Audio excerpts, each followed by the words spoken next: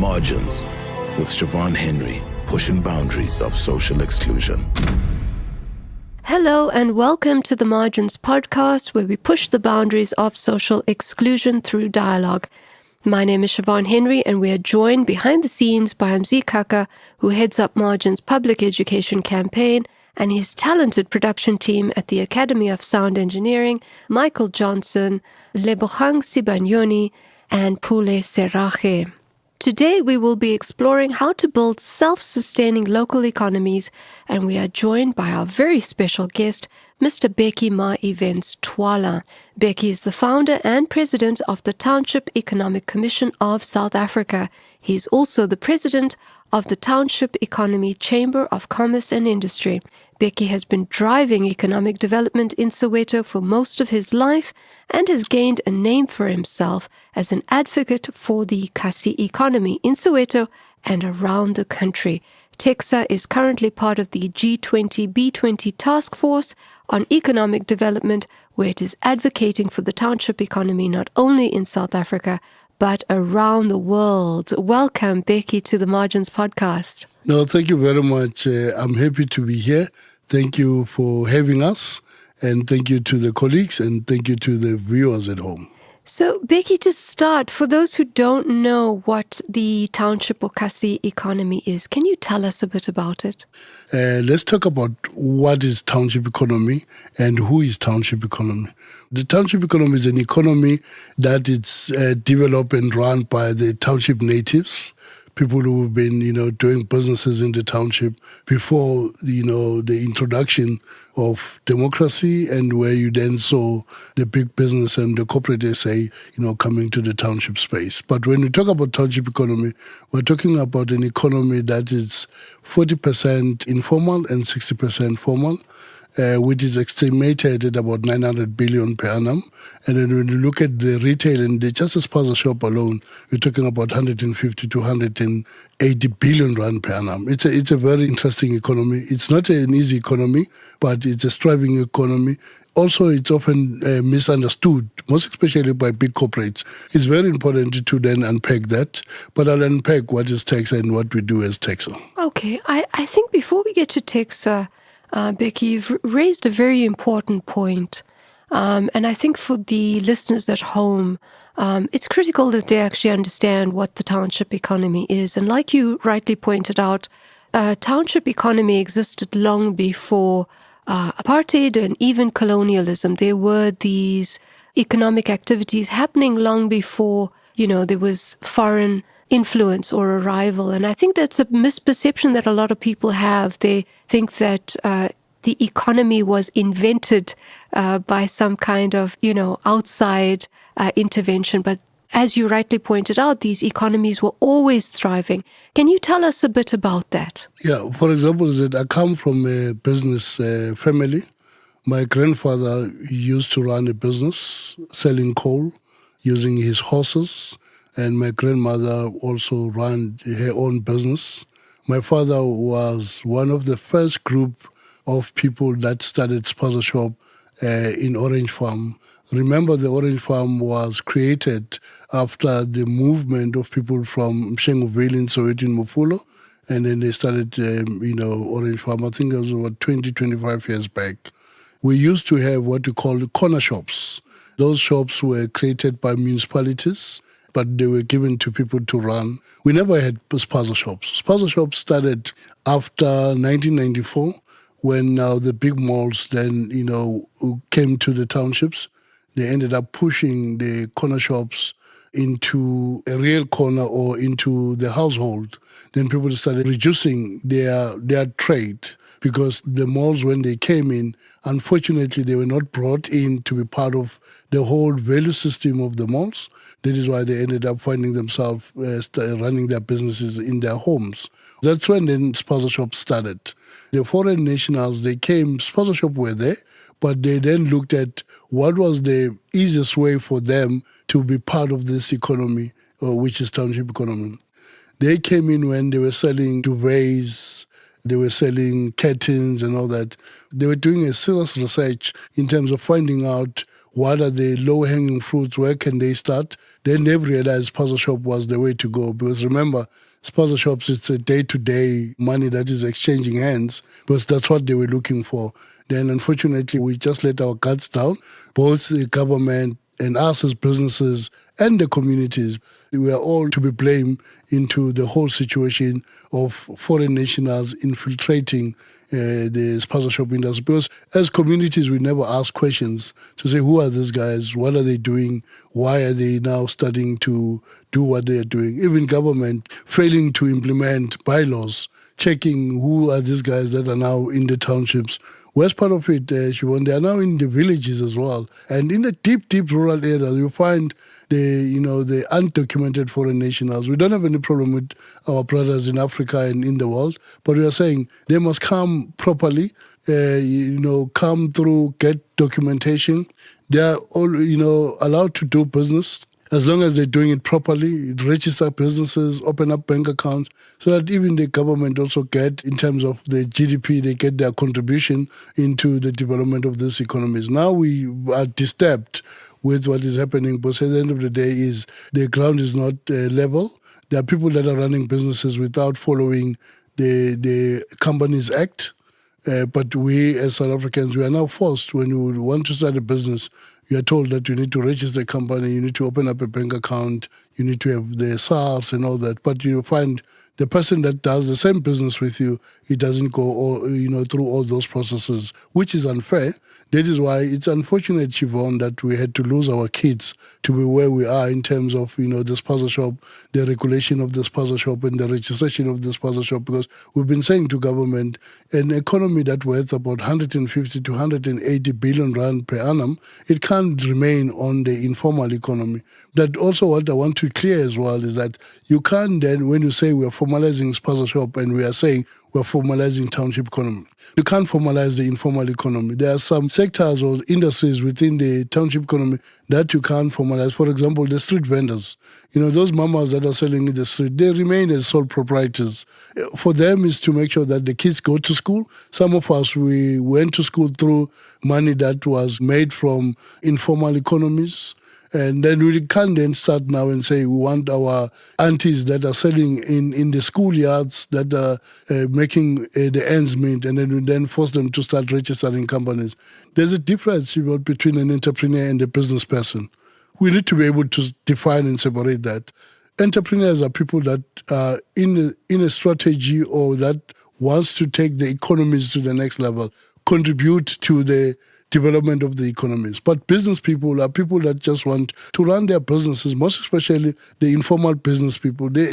For them, it's about money, extending cash. That's very critical and very important. There are businesses that you can't formalize that needs to remain as an informal economy. I think you've raised a number of important points, Bheki, and I'd like to just unpack that a little bit. The first thing is you raised the case of the children that passed away last year. For those that are listening today that may not be aware of that case, what happened there was contaminated food stuff that was eaten by children, and it led to the loss of these children's lives, a devastating and tragic story, that led to the nation reeling and to a very, very stringent crackdown on the informal sector as a whole. And I think, Bheki, we're still struggling with the aftermath of that case or that string of cases. And there's been a very negative perception around the informal sector. So I'd like us to use this opportunity to really interrogate where this negative perception arises from, because it was there before the passing of these children. Where does that negative perception arise from? Is it a justified perception? And how do we change the perception around the informal economy? Siobhan, to be honest with you, this whole thing is complicated. As we speak now, there's a young boy that is critically ill in the hospital now because I understand that he also bought, snacks in the sponsor shop. Now, that is why we're saying we needed to go into the root cause. When you look at this whole thing, you then go back to the manufacturers themselves. Who manufactures this whole thing? Do the health and regulations are being looked after, and the issue of distribution, the transportation, the expiry dates, and all those things. To be honest with you, is that we can't point fingers and say, is this community and not this community. It's all about the manufacturers. We need to be able to track back where that particular packet of timber come from. We normally end up painting the whole industry with the same brush. There are people that are doing things correctly, according to the law, according to the regulations. There are people that are doing shortcuts and make sure that they ended up messing up the industry itself. But I'm also calling for the industry to say they need to stand up and protect the industry. They must be the one that also develop their own tracking systems and track their counterparts and the people that are in the industry. For example, the snacks industry. I've never seen them coming on board and creating means and regulations to regulate themselves. Because before the government regulates you, it's very important as an industry to regulate yourself, know who's getting into the industry, make sure that people are following up on the standards of producing these goods, and also able to monitor and evaluate and protect the industry. That is why we're saying even the snacks businesses, they're not doing anything. I've never had them coming on board and say, look, not in our name. They're the ones that they ended up suffering because, one day we'll end up saying we won't allow any snacks to come into the townships. Who's going to be hit heavily? It's them as the industry. They need to protect the industry. And also the issue of messaging. That's a very important thing because remember, if the messaging is not clear, people will make assumptions. That's when then the negative vibe comes in. We had to unpack the whole concept of the registration of spaza shops. If you don't unpack this thing properly, then you get people confused. Then people end up coming up with different stories. Whatever good intentions that the whole project is intended to, it ended up being, taken into a negative space. No, that's quite true, Bheki. And from what you're saying, the informal sector has been unfairly targeted, if I understand you correctly. And the wholesalers, distributors, suppliers have sort of been given a get-out-of-jail-free card. So they've been given a free ticket. They make the biggest profits, and they haven't really been called to account for what's been happening. So how do we hold the big guys to account? How do we get them to be more supportive of the informal sector? Firstly, they need to acknowledge that in the townships there are organized business formations that they need to start tapping into work with to make sure that they assist them to run business properly in the townships. We're not the gatekeepers, but we are the gateways to say it's very important for you, if you want to do business in the township, to work with the people on the ground, but also engage them. Because when you look at what is happening with big businesses and corporates, say that is operating in the township, because they are not township economy. In a true sense, if we want to just be honest and be blank, they're the biggest looters of the township economy. We're not in the equity space. We don't own those malls. We don't own those big retail shops. We are not in their logistics. We are not in their shelves. We are not anywhere. They're just tapping in. We are just consumers. And we are saying, as Township Economic Commissioners say, we can't allow ourselves to be the spectators in our own field. We can't talk township economy if we don't produce what we consume. It's not about production. We need to then also make sure that production, we produce what we're consuming. The issue of the snacks, if the snacks are produced by the township people in the township, we wouldn't have what we are seeing because we don't know where those snacks are coming from. Look what happened in Durban, where they found products coming already expired. You make a very powerful statement there, Bheki. You said, the informal sector cannot be expected to be spectators in the economy. And I think that's a really, really crucial statement because, for those who don't understand the history of informality, during the apartheid years, our township economies were excluded from the mainstream economy. And that gave rise to these alternative and parallel structures of economic activity. We haven't seen the level of social transformation that we want to see, right, Bheki? We're still waiting to even the playing field in terms of economic participation. So how is informality contributing to creating the avenues for economic participation? And what is the driving force, you would say, behind the flourishing of this economic segment?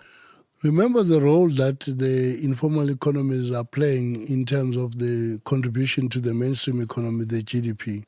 90% of employment comes from the micro, small, medium enterprises, the MSME.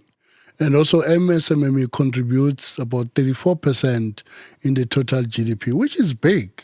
But unfortunately, it's not being recognized in South Africa in particular as the main contributor of the mainstream economy. In other countries, MSMEs are well recognized, they're proper structured, they're proper supported. The challenge is that the township economies, the informal economies, and the MSME sector is facing 4 to 5 access challenges. One, access to information, access to the direct market, access to funding, access to policy and policy making, access to network. Those are access that are becoming a hindrance for businesses in the townships, in the rural economies, and in the villages. So when we also talk about township economy, you must know and understand that township economy has got 3 to 4 siblings. It's got your village economy, it's got your rural economy, your klein dorpies economy, and your semi-peri-urban areas. For example, the informal settlements. There are informal settlements that you find within the townships, but there are informal settlements that are standalone, that are as big as townships.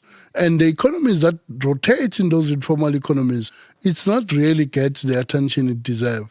Access to, all those things that makes the business tick. Those are the things that we're still having a challenge with. We'll then look at what is the main mandate of TEXA. One is to transform the township economy. 2 is to develop the township economy.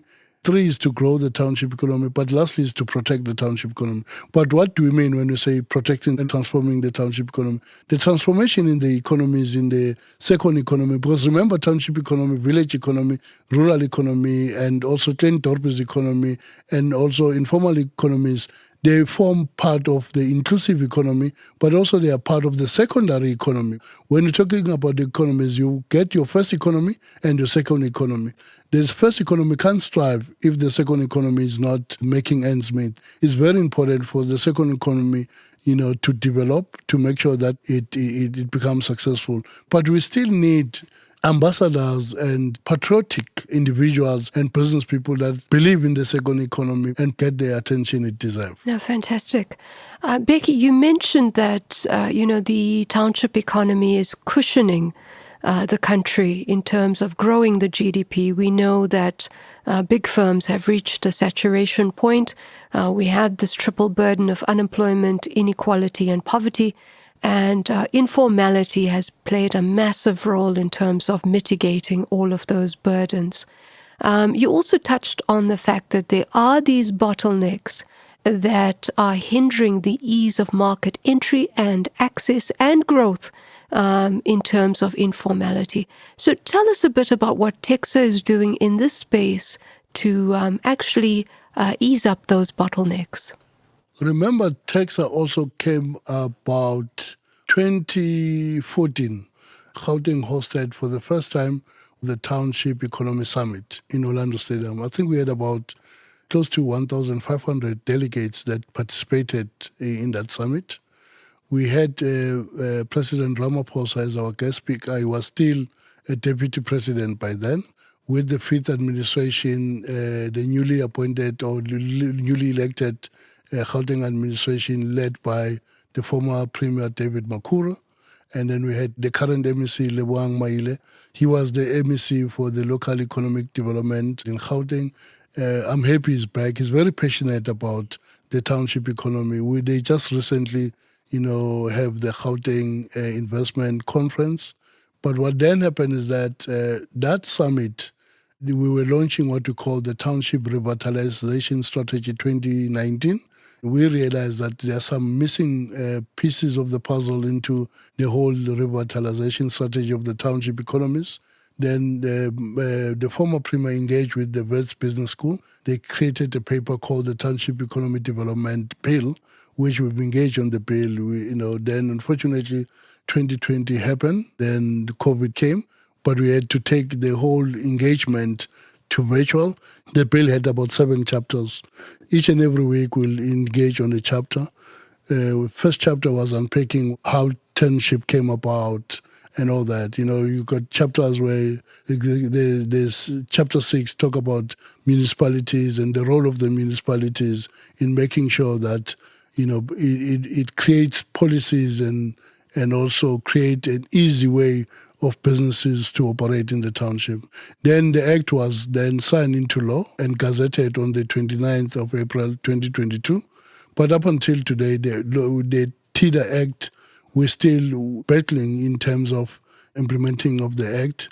The Act says 40% of the government spend on goods and services must be sourced from the township, specifically from women-owned businesses, youth-owned businesses, people with disability-owned businesses, so that they also become part of the mainstream economy, and also assisting to also make sure that there is a growth of the township economy. But also extended the very same concept to private sector, to say private sector, they must also do the same, with also the issue of the enterprise supply development, the issue of the corporate social investment, so that big businesses then contribute towards the development of the economies. We have on the ground what we call markets and also what we call the buying power. Then when you look at Soweto, we're just now above 2 million, which was even bigger than Lesotho and Botswana in terms of the numbers. Now you've got that buying power of more than 2 million residents in Soweto. They've got what we call the buying power.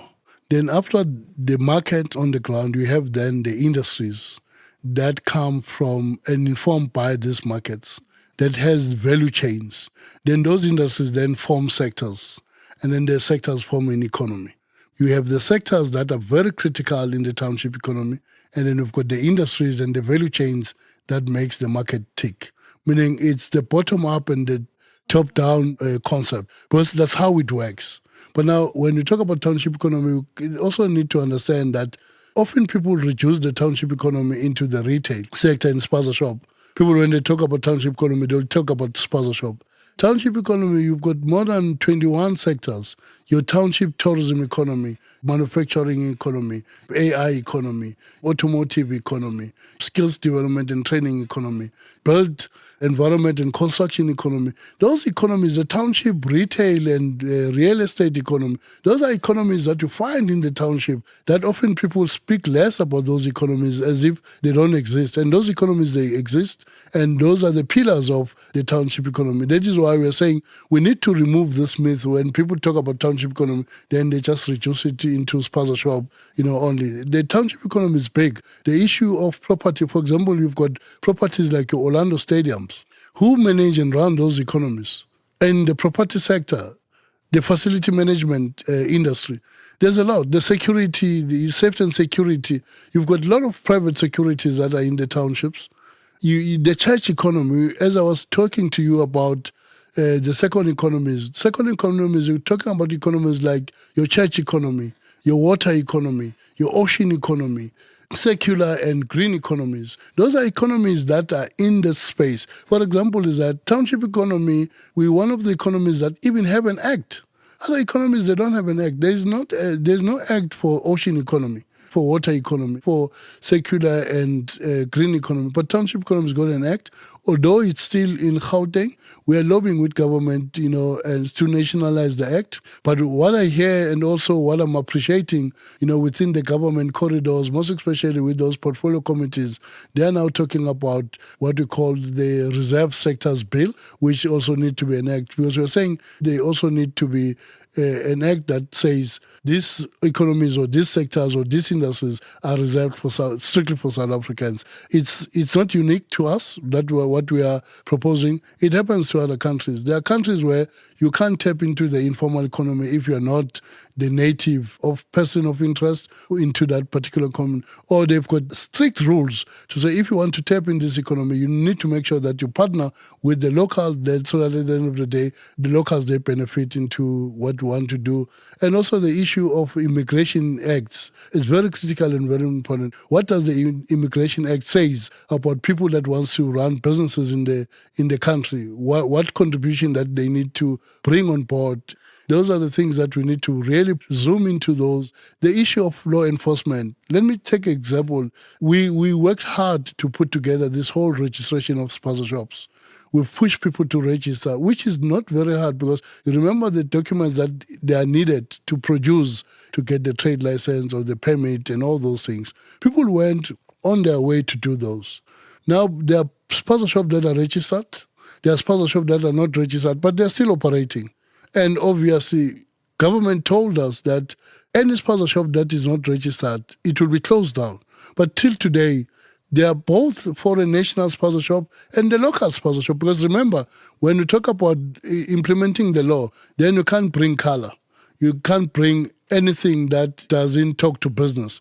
Then we say we need to treat everybody equally, yeah? Because that's what we're advocating for. To say when you run a sponsorship that is not registered, irrespective whether you're a South African or you're undocumented foreign national, you need to be closed down. Is law enforcement implementing the law?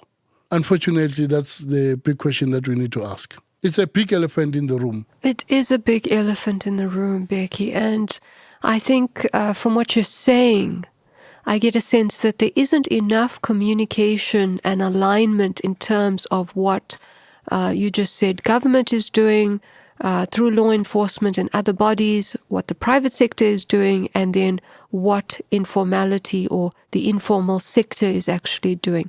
So I guess the critical question we need to ask ourselves right now is how do we synergize the efforts of government, private sector, and this burgeoning informal sector that is cushioning our economy and needs our support?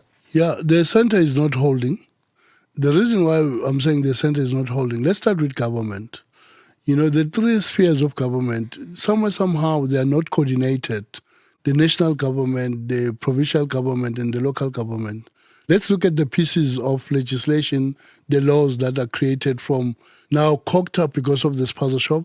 When you look at all these pieces of legislation, there is not one single legislation that we all tap into when we talk about the township economy. Now, there's a lot of these regulations. That is why we, as the Township Economic Commission SA and also the Texas Foundation, we're putting together what we call the Township Economy Development Master Plan. But remember, beside the laws that the government has created, the laws must be also informed by the master plan so that we all sing from the same hymn or from the same book, so that at the end of the day, when you create laws, they must also need to align with the master plan. But if we don't have the Township Economic Development Master Plan, then it becomes a problem. That is why on the 29th and 30th, we are having the Township Economic Investment Summit, where we'll be also presenting the draft of the master plan and also making sure that at the end of the day, we take all these legislations and all this act and put them together under the laws and regulations from the master plan point of view.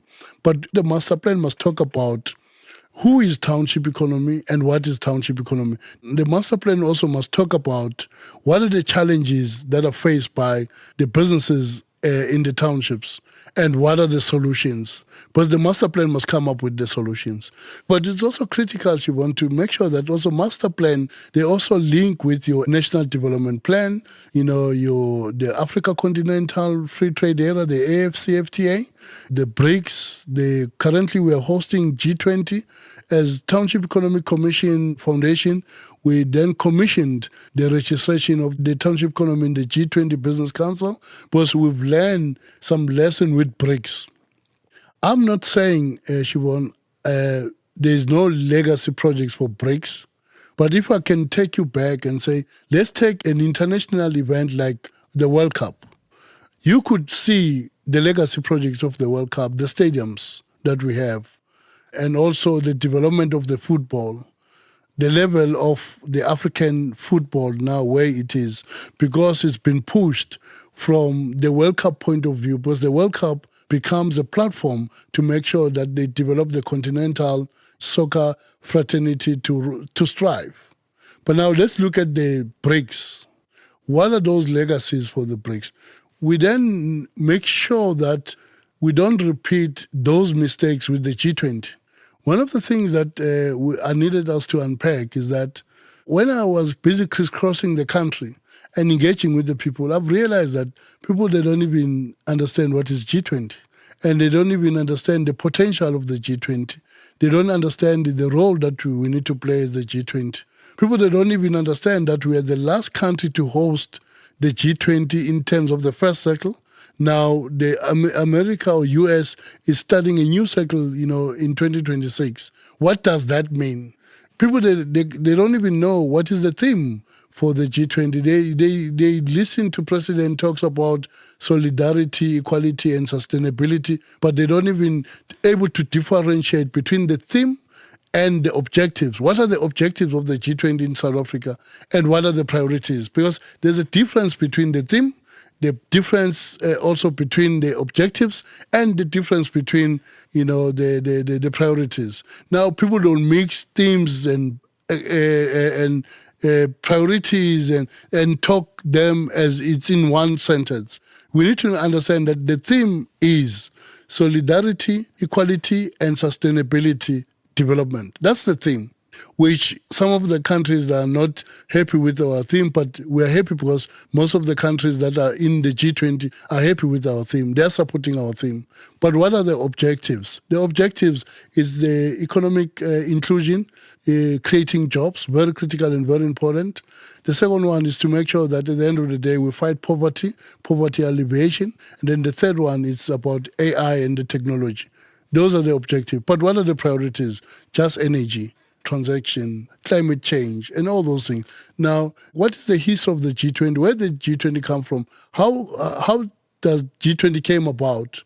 We need to then went back to when the G20 was started, 1987, 86, 87, where we had the global, crisis. But in 1999, that's when the G20 was hosted. And people, they don't know that it's not for the first time to chairperson the G20. During the Trevor Manuel, we once chaired the G20. It's just that we didn't have a G20 hosted in South Africa. It's for the first time for the G20 to be hosted in Africa, especially in Africa. But also, what are the countries that are in the G20? Explain who are those countries, because we've got both the developing and the developed countries, but we've got the EU and the African Union as part of the G20. But when did the African Union join the G20? And what are the groups or task forces that you find? Now, those are the things that I'm saying. As the country, we are dropping the ball without us going out there to unpack. Remember when we were assuming the G20, the president hosted the media event on the 3rd of December. President said, let's look at the G20 20 years to come, meaning it's a G20 project 2045. Now we are saying, what are we doing in that space? And the president said, South Africans and all the citizens of South Africa are the presidents of the G20. Now, those are the things that I'm saying we really need to unpack. What is the role of the township economy in the G20 space? Because events like international events, they give us a great platform for us to be able to then protect the township economy, to grow the township economy, to develop the township economy, and transform the township economy. Oh, fantastic, Bheki. And I think the point that you're raising is, how do we create a more participatory kind of democracy where we get, the voices of the most marginalized, our informal traders, our mamas that are trading fruit and vegetables on the street, to actually speak to this G20 agenda of sustainability, inclusion, and solidarity. And I think those 3 points relate directly to our informal sector. So my question for you, Bheki, is how can people reach out to TEXA and actually participate in your master plan and all the other initiatives that you are introducing in this important economic space? It's very important for people to understand that we are an NPC without members because we are a purpose-driven NPC. What we do, we advocate and lobby and promote the township economy. But now what then happens is that we also appointed structures that we work with in all 9 provinces because TEXA is a national organization, but we work with. And then we've now recently, in a drive of launching provinces, we've launched the Northwest province, TEXA Northwest. We've launched the TEXA Limpopo. We also launched the TEXA Northern Cape. We're now working on the Mpumalanga, the Free State, the KwaZulu-Natal, the Western Cape, and the Eastern Cape, to make sure that there is no province that is left behind, and then we all participate. But our role and our main mandate is to take the information to the people.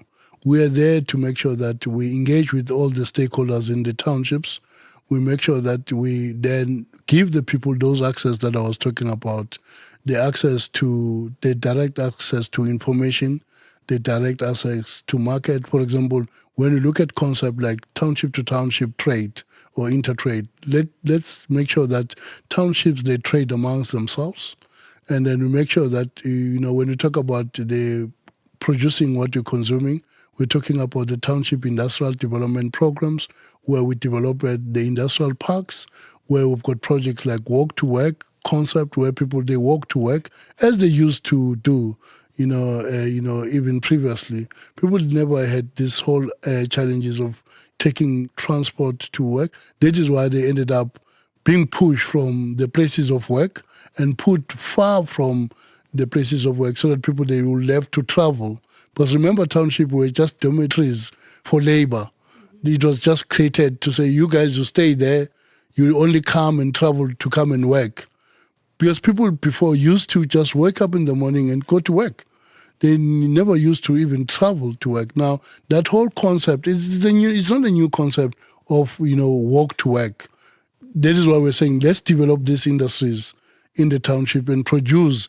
And then the issue of the Black Industrialist program that the TTIC is pushing, we're talking about the township industrialist that we need to push so that township produce industrialists that are manufacturers of the products that you consume, clothing, textile, and all those value chains within the clothing sector, the also fashion sector and all that. Those are very critical industries. Your creative industry is very big in the township.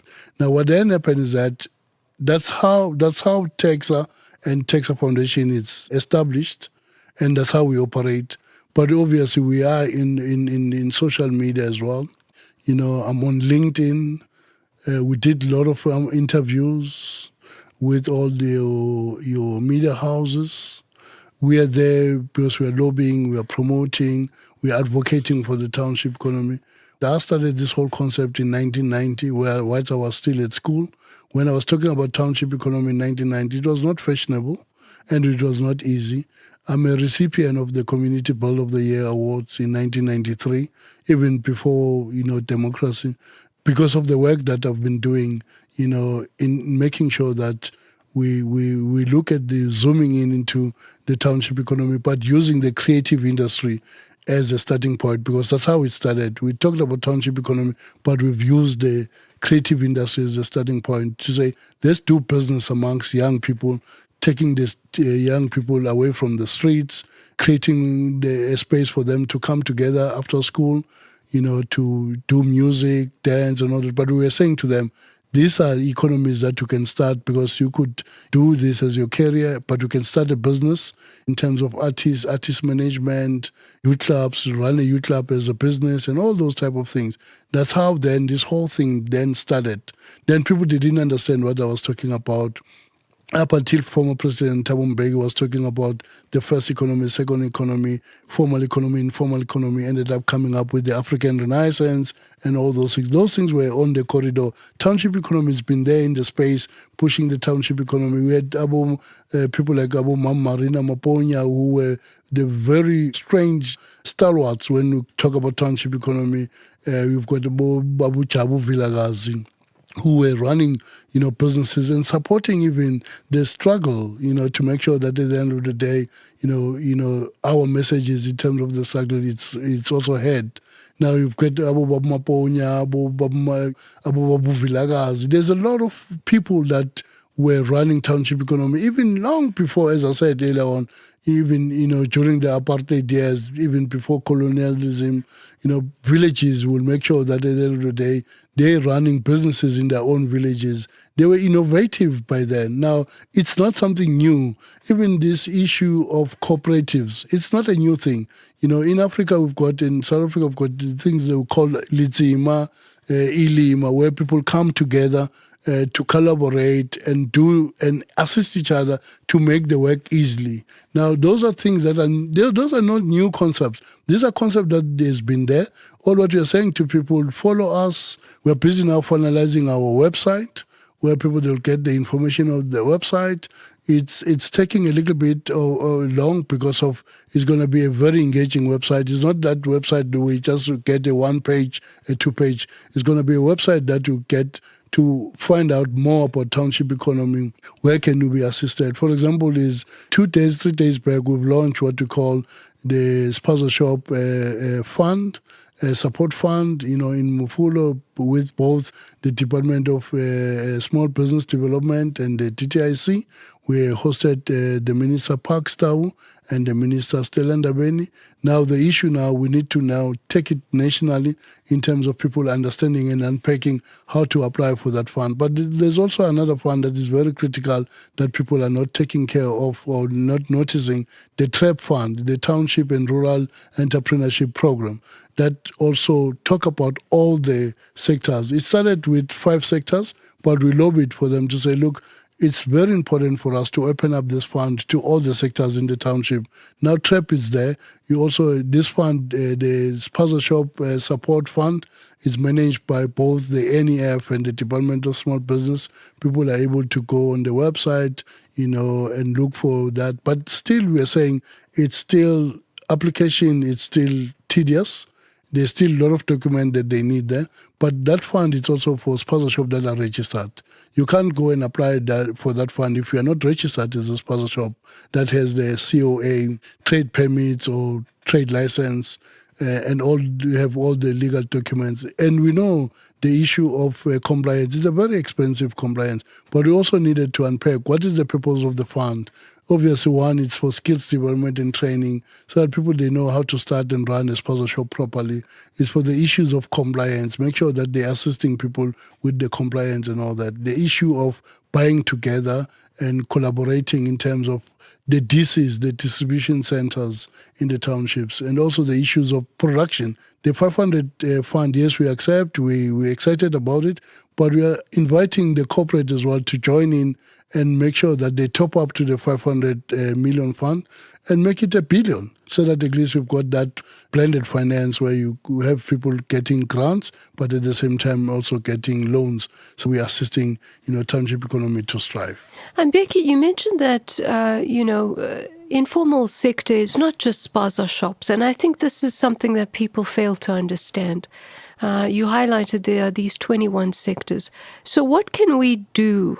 In the space of policy making, private sector, how can we develop a system where all 21 of these sectors are recognized, they can register and, have a very easy, user-friendly kind of system of registration so that, all of these informal entrepreneurs can access the funds that you're referring to, but also get support from their communities?